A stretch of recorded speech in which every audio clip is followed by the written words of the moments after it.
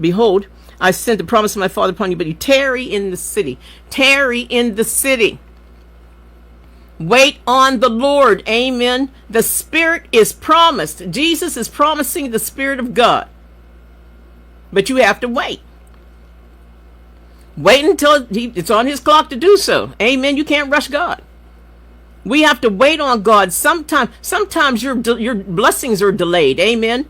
But you'll have spiritual power when you wait on God. Power. The Holy Spirit. Amen. Wait on God. Amen.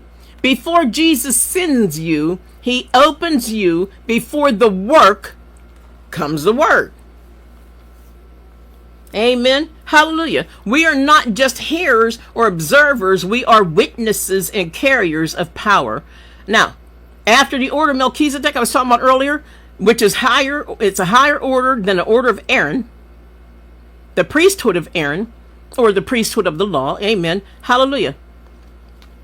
Now, the ascension, verses 50 to 53. Amen.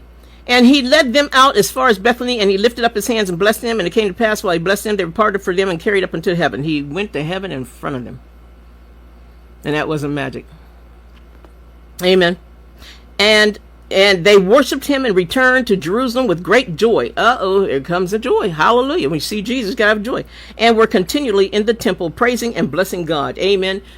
After that, they were transitioned into glory and joy. Amen. Hallelujah. He ascends while blessing them with his hands. That's why you see preachers and stuff blessing with their hands. There's power in our hands. That's why we have to watch what we use our hands for. Amen. And their reaction to that was worship, joy, continuously in the temple, praising and blessing God. Amen.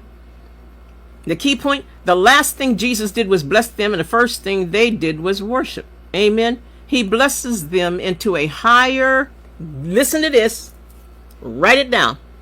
He blesses them into a higher, new, more powerful order, where you don't have to have priests that go into the temple and they had bells attached to them. And if the priest sinned or something and he died in the temple, they would pull him out of the temple. You don't have to do that anymore. You can't put bells around Jesus, and you don't put a rope around him either. You don't need to. Jesus is not a sinner. Amen. And they had to keep